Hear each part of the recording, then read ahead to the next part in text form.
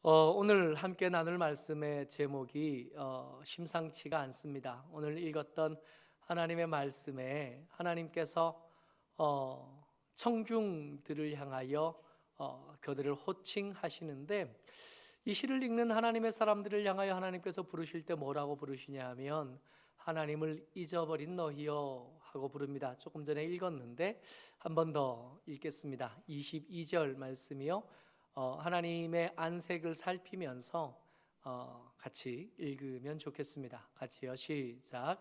하나님을 잊어버린 너희여, 이제 이를 생각하라. 그렇지 아니하면 내가 너희를 찢으리니 건질 자가 없으리라. 아멘.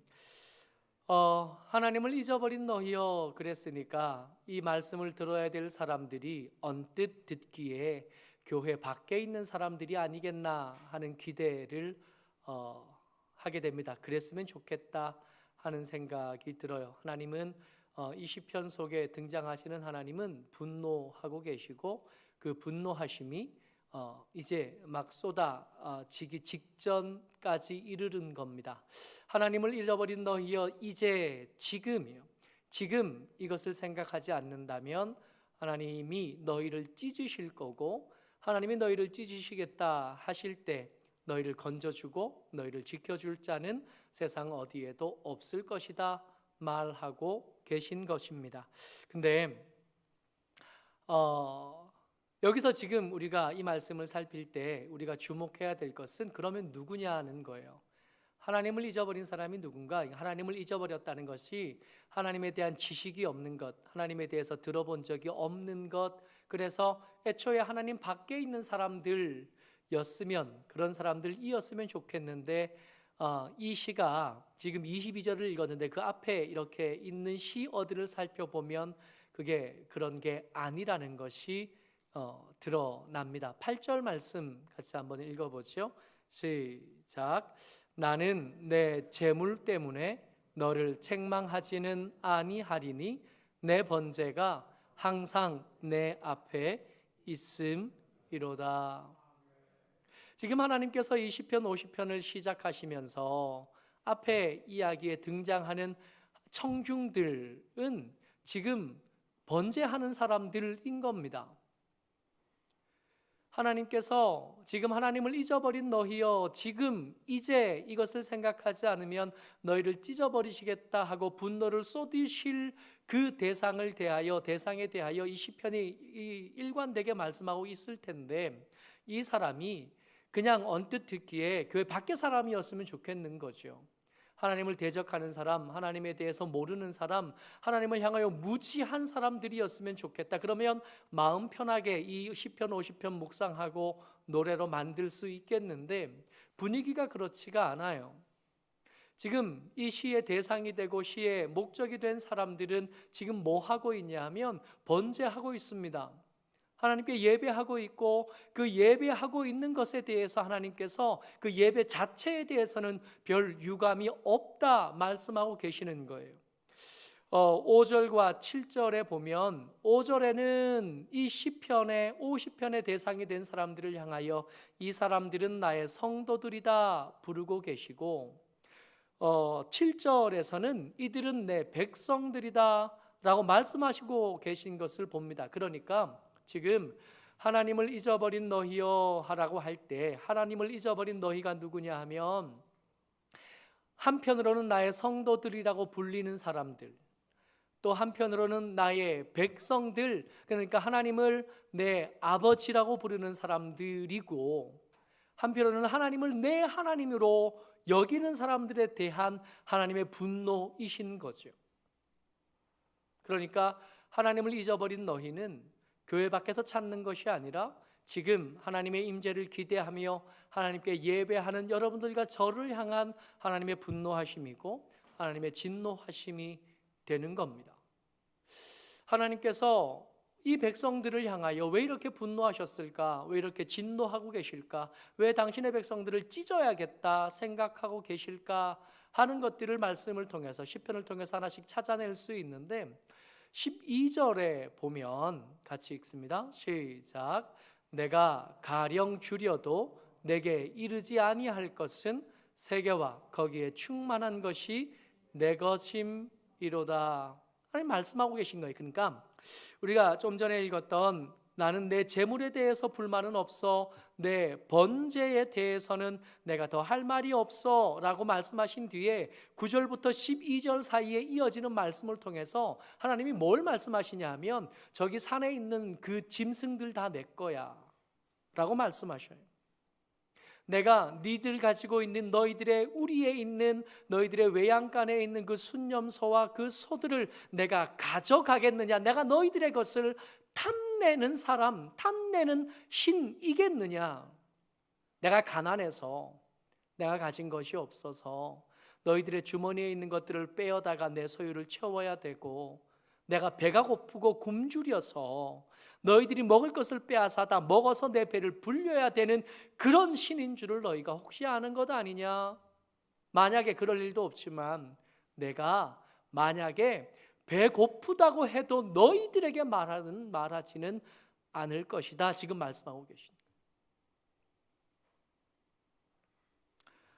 지금 하나님께서 진노하셨는데, 그래서 분노하신 것으로 당신의 백성들, 당신의 성도들을 향하여 그 분노와 진노를 쏟아 놓으시겠다고 말씀하시는데, 그 이유가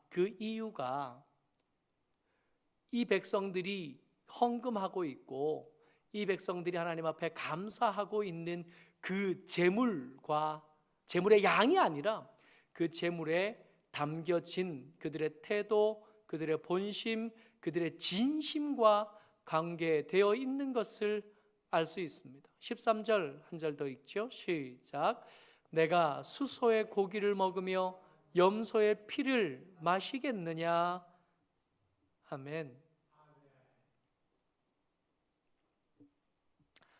내가 11조 얘기하니까 내가 감사 헌금 얘기하고 낙헌제 얘기하고 속건제 얘기하고 속죄제 얘기하고 유월절에 낼 재물, 초막절에 낼 재물, 수장절에 낼 재물, 이런 헌금들 얘기하니까 너희들이 나를 배고파서 굶주려서 가난해서 너희들 것을 뺏어서 내게 채워야 될 그런 정도로만 여기는 것 아닌가 말씀하고 계신 겁니다.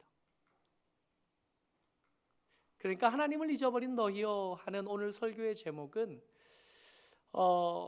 하나님께 예배를 드리지 않는 사람들, 하나님을 모르는 사람들을 향한 게 아니라 예배는 해요.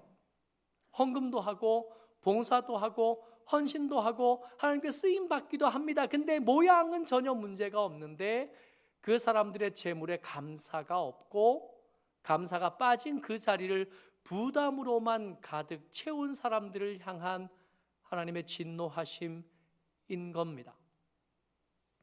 가만히 생각해 보니까 언젠가부터 하나님께 드린 것들이 아깝다고 여겨지는 거예요. 하나님을 잊어버린 너희는 하나님께 헌금을 하기는 해야겠는데, 근데 헌금을 하면서 생각해 보니까 이게 지나치게 큰 소비로만 여겨지는 거예요. 옷 살 때 돈이 너무 많이 들어 고민하는 것처럼 헌금이 너무 많아 고민하는 거예요. 내 삶의 준비를 위하여 이것저것 많이 해야 되는 것들 때문에 고민이 많고 그렇게 경제가 어려워지는 것 때문에 참 부담스러운데, 그 부담스러운 것 중에 이렇게 펼쳐놓고 살펴보니까 하나님께 드리는 것들이 너무 많다 여겨지는 거예요. 야, 여기서부터 줄여야겠네. 하나님께 드림이 내게 과소비이구나. 근데 하나님을 향하여 과소비하는 이 부담으로 가득 찬 예배를 드리고 하나님께 시간을 빼는 것이 너무 부담스럽고 하나님께 내 은사를 드리는 것이 너무 아깝고 하나님께 몇 푼 드리는 것이 내 삶을 점점 빈궁하게 만든다 여기는 사람들을 향한 하나님의 진노하심이 우리를 이렇게 부르고 계시게 하는 겁니다. 하나님을 잊어버린 너희여. 그래서 제목을 바꿔도 상관이 없어요. 감사를 잊어버린 너희여. 하나님을 잊어버린 너희여. 그러니까 교회 밖에 있는 사람들을 자꾸 떠올리는 것 같아요. 하나님을 모르는 사람들, 옛날에 잘 믿었는데 지금은 신앙을 버린 사람들 이야기를 하는 것 같다. 적어도 지금 예배드리고 있는 나는 아니겠지 여기는 것 같아서 제목을 바꿉니다. 하나님을 잊어버린 너희는 하나님을 잊어버렸다기보다는 감사를 잊어버렸어요. 번제를 드리고 있고 예배하고 있고 찬양하고 있고 쓰임받고 있는데 그것이 자꾸 아깝게 여겨지고 과소비로 여겨지고 있는 거예요. 그래서 감사를 빼고 나니까 거기에 부담만 가득한 거예요. 그래서 부담 가득함으로 하나님 앞에 나와서 겨우 예배하고 겨우 헌금하는 우리를 향하여 하나님이 진노하신 겁니다. 근데 이런 마음이요, 하나님께 드리는 것, 이 돈 얘기가 너무 아깝고 너무 부담스러운 우리 이 마음이 이때 이 구약 시편에 쓰여질 때뿐만 아니라 고린도 교회를 개척하고 저들을 목회했던 사도 바울에게서도 똑같이 드러나는 것을 보겠더라고요. 고린도전서 9장 15절 말씀입니다. 같이 한번 읽지요. 시작. 그러나 내가 이것을 하나도 쓰지 아니하였고 또 이 말을 쓰는 것은 내게 이같이 하여 달라는 것이 아니라 내가 차라리 죽을지언정 누구든지 내 자랑하는 것을 헛된 대로 돌리지 못하게 하리라. 고린도 교회에서 분쟁이 일어났습니다. 이 분쟁의 핵심이 된 두 부류가 있었는데 한 사람은 아볼로파래요. 또 한 사람은 바울파라고 합니다. 이 두 파가 모여서 이렇게 교회 안에서 치열하게 분쟁하는 중에 새로운 이슈 하나가 드러났습니다. 새롭게 가끔씩 거짓 교사들이 교회에 와서 이 고린도 교회에 와서 말씀을 전하고 가면서 사례를 요구한 거예요. 근데 이 교회 고린도 교회는 처음 개척되어질 때 사도 바울이 그걸 교회를 개척하면서 사례를 받지 않았거든요.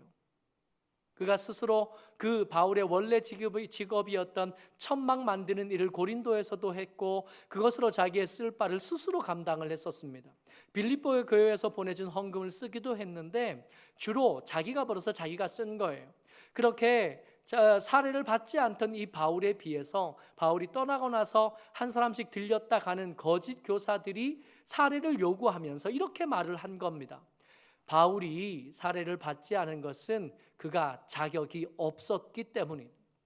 자격이 없기 때문에 사례를 받을 수 없고 사례를 받지 않았던 것은 그에게 자격이 없었던 것을 증명하는 거다 말했던 거예요. 그러면서 사도 바울이 돈을 받지 않은 것은 그의 권위에 문제가 있고 그의 사도권에 하자가 있었기 때문이다 하는 이야기들이 점점 번져가기 시작한 거예요. 그래서 사도 바울이 고린도전서 그런 분쟁하고 있는 고린도 교회 성도들에게 편지를 쓰면서 내가 권리가 없는 게 아니라 내가 너희들에게 사례를 받을 권리가 없는 게 아니라 그 돈 몇 푼 주고 그 돈 몇 푼 가지고 생색 낼 너희들의 그 안색이 보기 싫어서였다. 그러나 내가 이것을 하나도 쓰지 아니하였고 자기가 돈 받을 수 있는 권리, 그들에게 쓸모를 공급받을 수 있는 권리를 내가 의도적으로 쓰지 않았다는 거예요. 내가 이 말을 쓰는 것이 내게 이같이 하여 달라는 것도 아니라는 거예요. 차라리 내가 굶어 죽을지언정.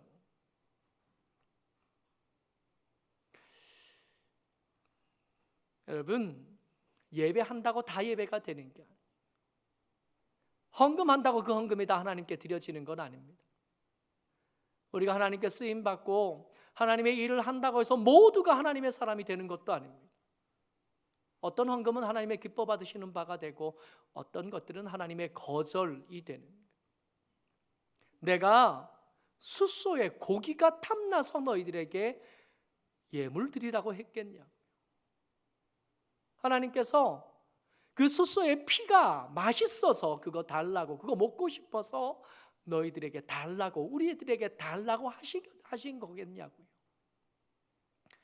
감사가 감사다워지려면, 우리의 헌금이 헌금다워지려면, 우리의 헌신이 헌신다워지려면 갖추어야 될 것, 기억해야 될 것들이 있습니다.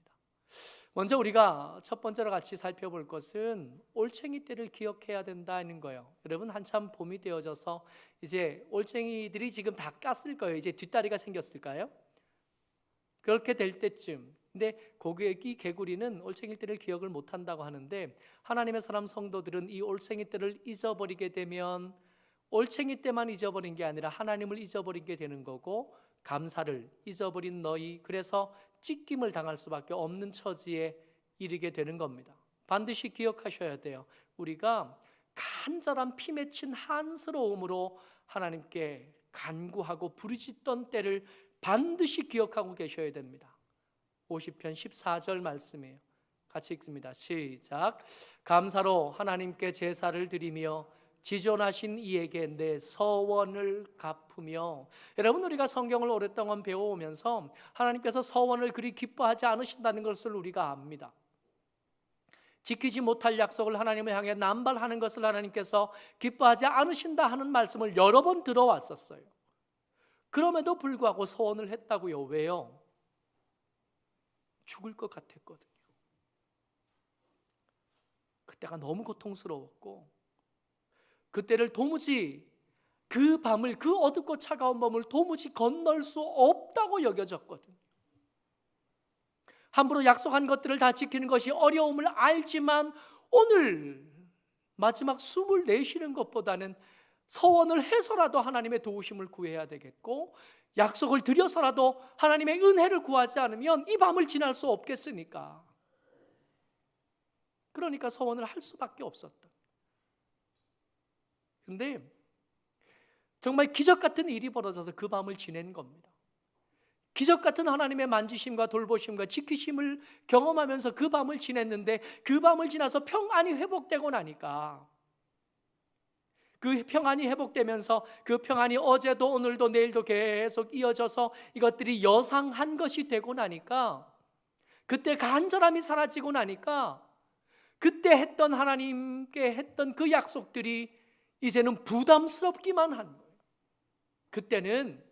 그때 그 아들을 빼앗겨서 나일강에 던져지는 것을 볼 때는 피 맺힌 한을 가지고 하나님 살려달라고, 언제까지 우리가 이렇게 살아가겠냐고, 우리 건져달라고, 우리가 신음하면서 하나님 앞에 매달릴 때 그 간절함이 식어버리고 나니까 하나님께 했던 여러 가지 약속들이 이제는 부담만 남게 돼요.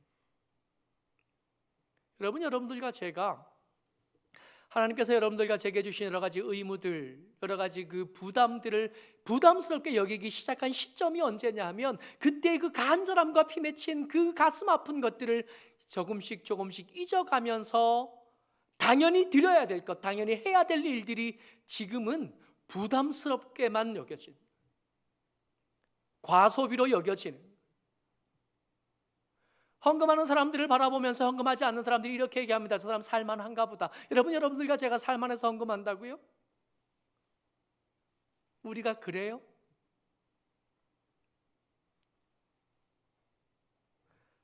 간절함을 기억하고 있기 때문입니다. 그때 그 밤에, 그 차갑고 어두운 밤에 간절함으로 부르짖던 그 마음을 기억하고 있는, 그 마음을 기억하고 있으니까 지금 우리가 누리는 이 평안이 얼마나 큰지, 지금 우리가 별것 아닌 것처럼 아침을 맞이하고 저녁을 아무 일 없이 맞이하는 그 평범한 하루가 얼마나 귀하고 얼마나 아름다운지, 이것이 내 능력과 내 지혜로 만들어 놓은 평안이 아니라 하나님께서 주신 은혜로 만들어진 평안이라는 것을 알겠으니까 드릴 수 있는 게 몇 푼밖에 되지 않은 것이 죄송하고 드릴 수 있는 것이 이것밖에 없다는 것이 민망한 거지, 살만해서 가진 게 많아서 드리는 게 아니거든. 여러분, 하나님께 드리는 게 아까운 분들 가만히 좀 생각해 보자고요. 그 간절함을 보낼 때 그 간절함, 그 피 맺힌 한이 맺힌 그 밤을 지날 때의 그 간절함을 잊어버린 겁니다. 그거 잊어버리고 나니까 하나님께 와서 앉아 있어야 될 시간도 부담스럽고 하나님께 드려야 될 몇 푼이 그렇게 커 보이고 하나님을 위해서 쓸 내 재능이 그렇게 아깝고, 그래서 여러분, 감사가 감사다워지려면 기억해내셔야 됩니다. 우리가 올챙이였다. 지금 그럴듯한 모습으로 높이 뛰고 큰 소리로 울지만 사실 우리는 올챙이였던 거예요. 하나님의 기적이 있어서 지금 이렇게 사는 거지 우리의 능력으로 이렇게 살고 있는 게 아닌 겁니다. 감사가 감사다워지려면 우리가 주의하여 볼 것들이 있습니다. 안전불감증이에요. 이런 평안한 날들이 계속 이어지면서 사람들은 생각합니다. 이제 다시는 그 어두운 밤이 내게 닥쳐오지 않겠지. 근데 매번 어떤 재난들을 경험하고 어떤 환난들을 당하고 그 뒷수습을 하다 보면 항상 주목받는 것이 이거잖아요. 안전불감증. 근데 우리가 이렇게 안전불감증에 걸리는 게 못난 어떤 사람, 게으른 어떤 사람들의 이야기가 아니라 사실은 우리 전부의 이야기이지 않던가요? 오늘 무사히 밤에 잠에서 아침에 잠에서 깼다고 해서 내일도 당연히 그럴 거라고 생각하지만 그 아침을 맞이하지 못한 사람들은 얼마든지 있거든요. 세상의 위태로움을 모르는 게 아닙니다. 어쩌면 애써 보지 않으려고 애쓰는 거예요. 세상이 위태롭고 위험하다는 걸 모르는 게 아니라 보기 싫어하는 거예요. 그거 자꾸 보다 보면 지금 내가 누리는 것들을 자꾸 덜어내야 될 것 같고 좀 더 불편하게 살아야 될 것 같고 좀 더 조금 가지고 살아야 될 것 같고 그게 싫은 거예요. 15절 말씀입니다. 같이요. 시작. 환난 날에 나를 부르라. 내가 너를 건지리니 내가 나를 영화롭게 하리라. 아멘.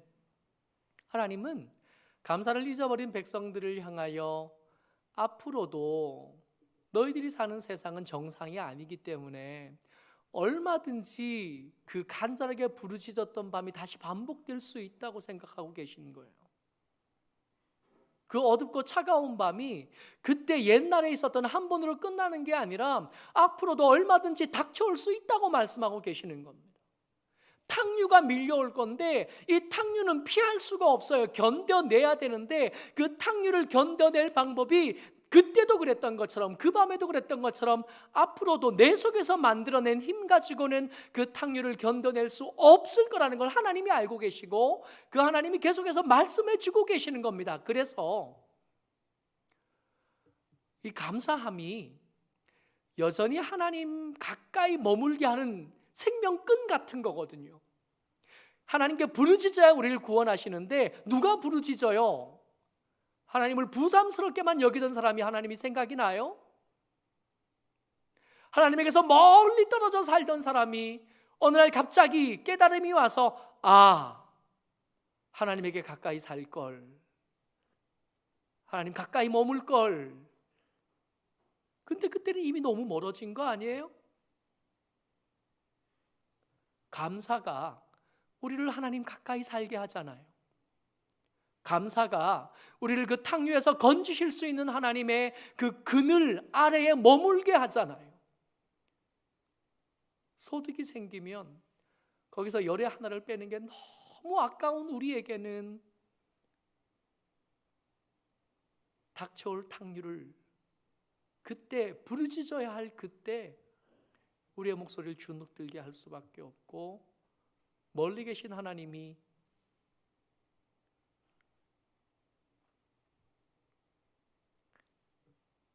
사실은 그때 너희들이 부르짖어도 내가 너희들에게 찾아가지 않겠다 말씀하고 계신 겁니다.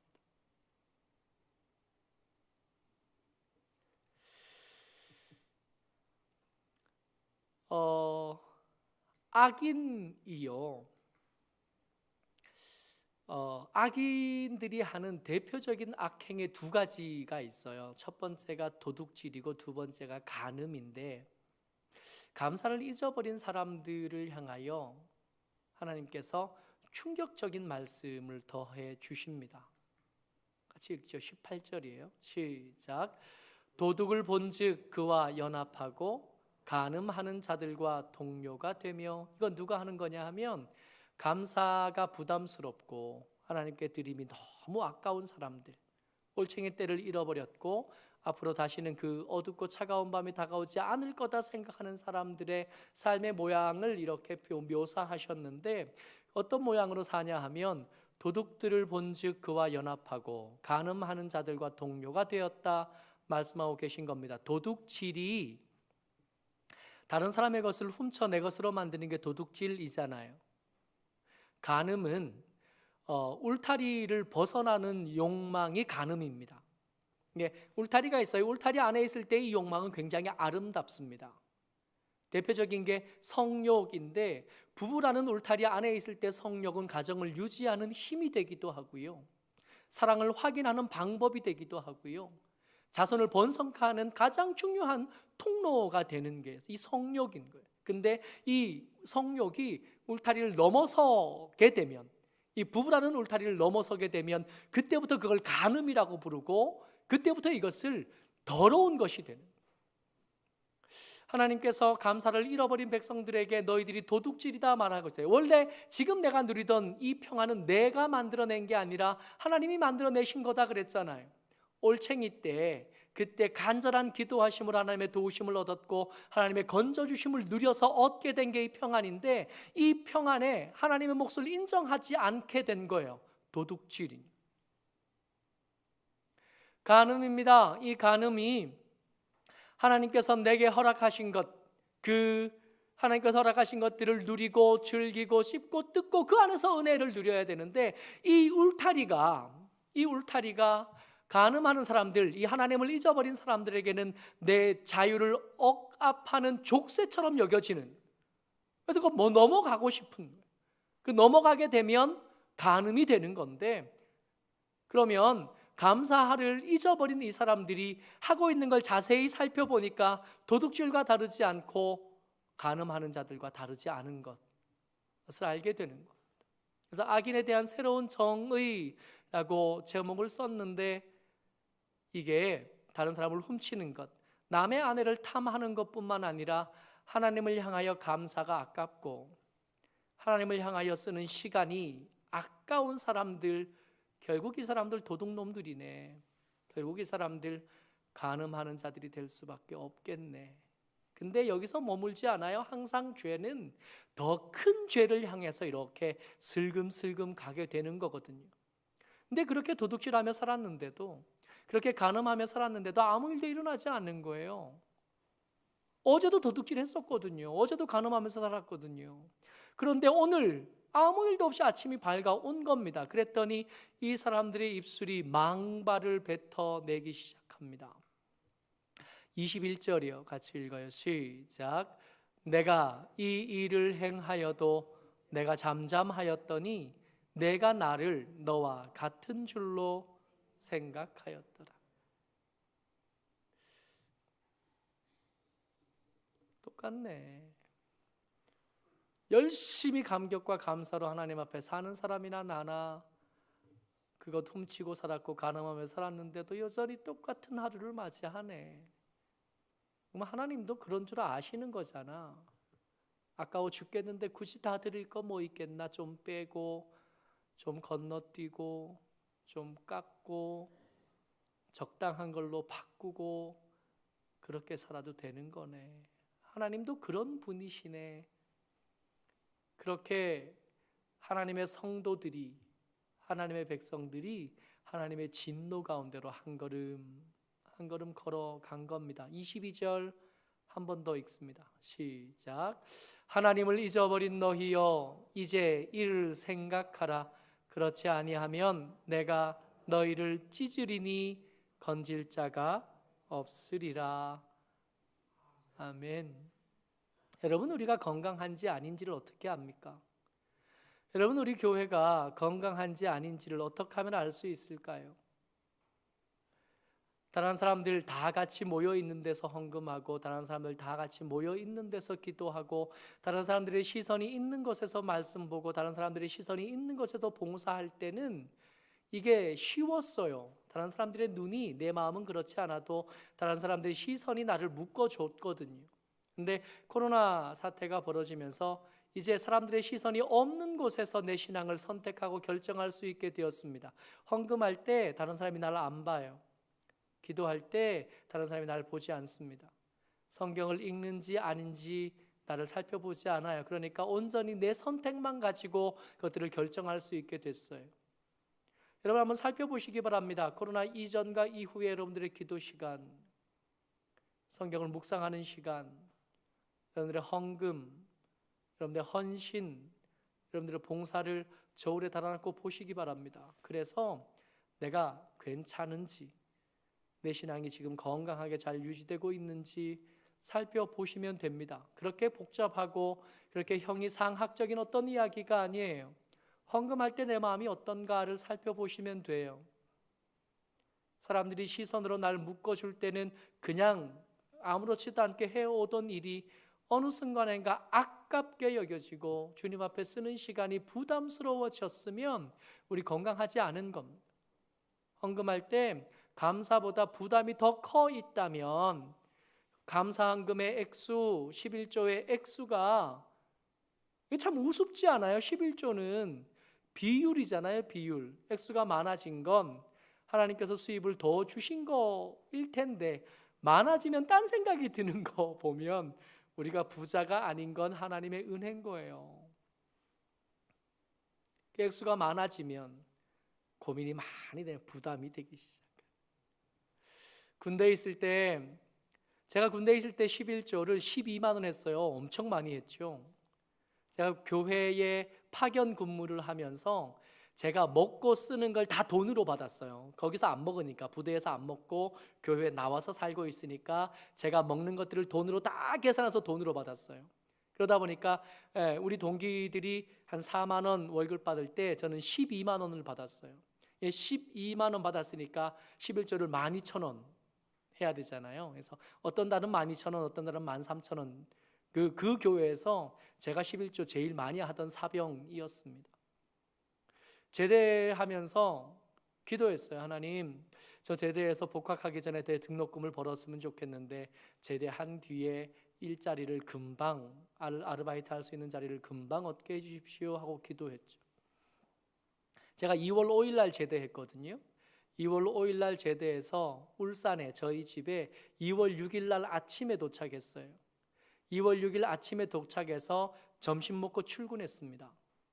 점심 먹고 출근을 해서 그 해, 그 달, 첫 달에 이게 힘든 일을 했어요. 힘든 일을 해서 월급을 120만 원을 받은 거예요.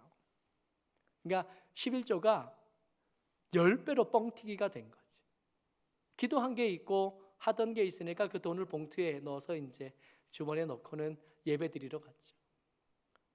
얼마나 아까운지요. 그 12만 원이 얼마나 큰지 120만 원보다 12만 원이 훨씬 더 크더라고요. 너무 아까운 거예요. 헌금함이 이렇게 돌아오는데 가슴이 두근두근 뛰더니 눈앞에 지나갈 때 이게 슬로우 비디오로 지나가기 시작해. 진짜로 그렇게 천천히 지나갔어요. 천천히 지나갔어요. 지나보냈어요. 제일 뒤에 앉아 있었거든요. 지나가고 나서 큰일 날 뻔했다. 11조 할 뻔했다고. 안 내고 가지고 있었잖아요. 그리고 이제 예배 마치고 얼른 집에 부담스럽잖아요. 11조도 안 했는데 얼마나 부담스러워. 있기 싫은 거죠. 얼른 집에 왔어요. 제대한 지 아직 한 달이 채 안 된 거예요. 저녁 때쯤에 전화가 왔습니다. 알던 여자친구한테서. 여자 사람 친구한테서. 병연아 제대했다며. 제대했어요. 제대하고 얼굴도 한번 못 보고 저녁이나 먹자 그래서 친구를 만나서 이제 밥 먹는 거예요. 밥 먹고 돈 받아 월급이 있으니까 밥 먹는 돈은 하나도 안 아깝거든요. 원래. 밥 먹고 있다가 밥을 다 먹었는데 이 친구가 그래요. 병연아 너 돈 좀 있냐? 그래. 얼마나? 한 10만 원쯤 있으면 좋겠는데. 근데 봉투에 11조 봉투에 들어있는 돈이 여전히 들어있었잖아요. 근데 이게 돈을 빌려주는데 믿음이 생기는 거예요. 이 친구는 반드시 나한테 갚을 거야. 진짜로요. 하나님께 드릴 때는 뺏기는 것 같더니 이 친구한테 주면 반드시 나한테 갚을 거다는 믿음이 이렇게 생기더라고요. 빌려줬어요. 아직도 연락이 안 돼요. 그리고 거의 30년 가까이 지나는데 아직도 연락이 안 돼요. 여러분 우리가 이렇게 살아요. 하나님께 드리는 것들이 아깝다고 여겨지고 사람한테 빌려주는 건 반드시 돌려받을 수 있을 거라고 믿어지면서 하나님께 드리면 이건 뺏겨서 없어지는 거라고 생각하고 산다고요. 이게 그렇게 생각할 때는 아무렇지도 않은데 이렇게 이야기하고 보니까 이 앞뒤가 진짜 하나도 안 맞지 않아요? 그런 사람들을 향하여 하나님이 부르시는 겁니다. 하나님을 잊어버린 너희여 하고 부르시는. 23절 한 절 더 같이 읽습니다. 시작. 감사로 제사를 드리는 자가 나를 영화롭게 하나니 그의 행위를 옳게 하는 자에게 내가 하나님의 구원을 보이리라. 아멘. 여러분, 감사로 제사를 드리는 자가 하나님을 영화롭게 합니다. 감사로 제사를 드리는 자가, 여기서 제사가 헌금일 수도 있겠고요, 내 은사와 재능을 사용함일 수도 있겠고요, 하나님께 드림이 될 만한 이런저런 것들 다 바꿔놓어도 전혀 의미가 틀리지 않을 겁니다. 언젠가부터 하나님께 드리는 것이 아까워지고 부담스러워진 저와 여러분들, 여러분, 우리는 건강한 건가요? 우리의 감사를, 우리의 재물을 저울에 올려놓고 달아보아서 건강한지 아닌지 살펴보시고 점검한 뒤에 우리의 예배가, 우리의 드림이 건강해졌으면 좋겠고, 우리가 주의 은혜 가운데 더 가까이 이 감사함으로 그 그늘에 더 가까이 머물러 사는 저와 여러분들이 되었으면 좋겠습니다. 아멘.